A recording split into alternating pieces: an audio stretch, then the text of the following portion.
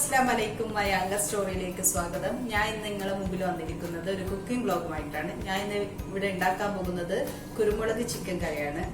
അത് ഇൻഗ്രീഡിയൻസ് പരിചയപ്പെടുന്നതിന് മുമ്പേ നിങ്ങൾക്ക് എൻ്റെ വീഡിയോ ഇഷ്ടപ്പെടുന്നുണ്ടെങ്കിൽ ലൈക്ക് ചെയ്യുക, ഷെയർ ചെയ്യുക, സബ്സ്ക്രൈബ് ചെയ്യുക, കമന്റ് ചെയ്യുക. പിന്നെ അതിൻ്റെ കൂടെ ആ ബെൽ ബട്ടണും കൂടി അമർത്തുക. അപ്പോൾ നമുക്ക് എന്തെല്ലാം ഇൻഗ്രീഡിയൻസാണ് വേണ്ടതെന്ന് നമുക്ക് നോക്കാം. 3 മീഡിയം സ്ലൈസ് ഉള്ളി, ഒരു ചെറിയ കഷ്ണം ഇഞ്ചി, ഒരു 5 അല്ലി വെളുത്തുള്ളി, പിന്നെ ഞാൻ ടോട്ടൽ 3 തക്കാളി എടുത്തിട്ടുണ്ട്. 2 എണ്ണം ജ്യൂസ് അടിക്കാനുള്ളതും 1 ഉള്ളി വാട്ടും വെളുപ്പിക്കാനും, കുറച്ചധികം മല്ലിച്ചപ്പ് എടുത്തിട്ടുണ്ട്. പിന്നെ 3 പച്ചമുളക്, പിന്നെ 2 ടേബിൾ സ്പൂൺ കുരുമുളക് പൊടി, 1 ടേബിൾ സ്പൂൺ മഞ്ഞൾപ്പൊടി, 1 ടേബിൾ സ്പൂൺ ഗരം മസാലപ്പൊടി, പിന്നെ ഒരു 300 ഗ്രാം ചിക്കൻ ഉപയോഗിച്ചിട്ടുണ്ട്. അതിൽ മഞ്ഞൾപ്പൊടി, മുളക് പൊടി, ഉപ്പ് ഇട്ടിട്ട് ഞാൻ മാരിനേറ്റ് ചെയ്ത് വെച്ചതാണ്. കുറേ ടൈം വെക്കണമെന്നില്ല, ഒരു 5 മിനിറ്റ് വെച്ചാൽ മതി.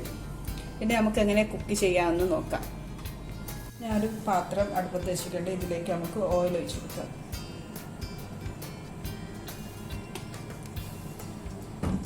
ചൂടാകുമ്പോൾ നമുക്ക് ചിക്കൻ ഇട്ട് കൊടുക്കാം.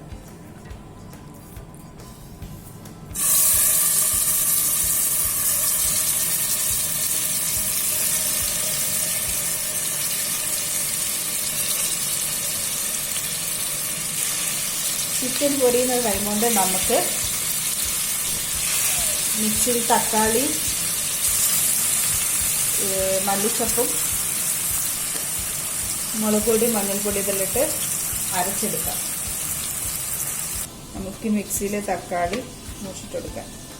വലിയ വലിയ പീസായി മുറിച്ചിട്ടായി നമ്മൾ അരക്കുന്നതല്ല, അതുകൊണ്ട് വലിയ പ്രശ്നം വരില്ല.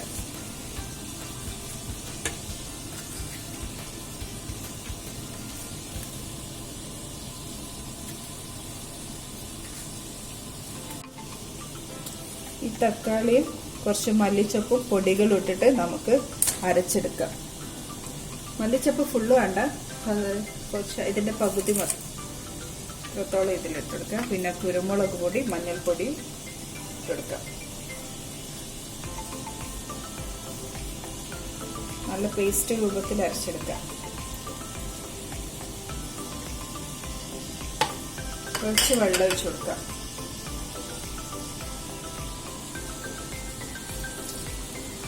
നമുക്ക് നല്ല പേസ്റ്റ് രൂപത്തിലാക്കി എടുക്കാം.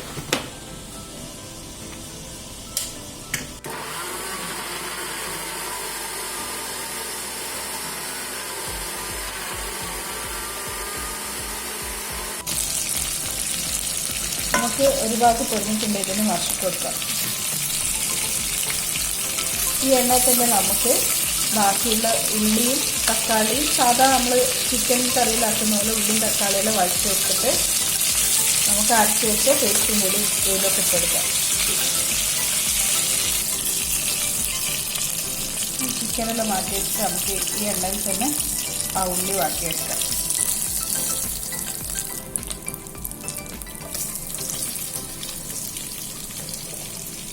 നമുക്ക് ഈ ഉള്ളി ഇട്ടിട്ട് നല്ലോണം വഴറ്റാം. ഈ ഉള്ളിയിട്ട് നല്ല വഴന്ന് വന്ന ശേഷം നമുക്ക് ഇഞ്ചി, വെളുത്തുള്ളി, പച്ചമുളക്, തക്കാളി ഇട്ടിട്ട് നല്ലോണം വഴറ്റാം.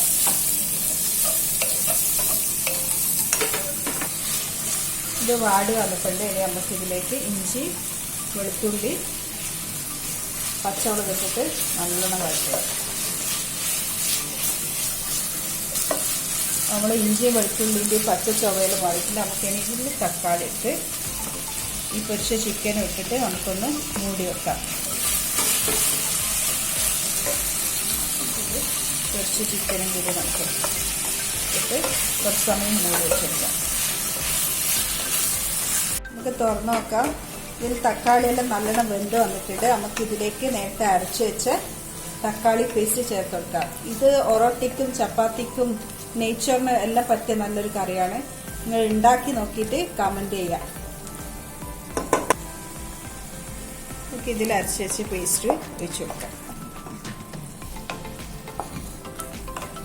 കുറച്ച് നമുക്ക് ഇതിൽ വെള്ളം ഒഴിച്ചിട്ട് ഒഴിച്ചു കൊടുക്കാം.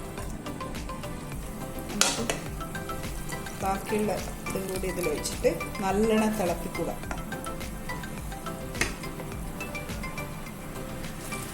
നമുക്കിതിൽ ഉപ്പിട്ട് കൊടുക്കാം.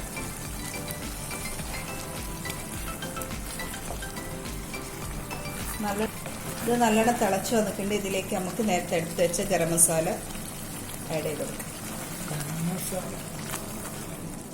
ഇനി നമുക്ക് ഇതിൽ കുറച്ച് മല്ലിച്ചപ്പ് ഇട്ട് കൊടുക്കാം.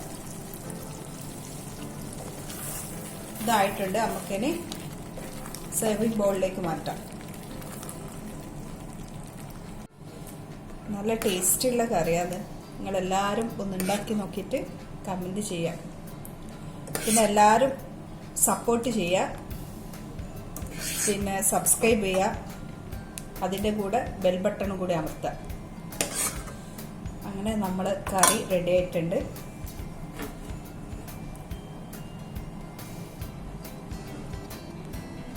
അങ്ങനെ നമ്മൾ കറി റെഡിയായി.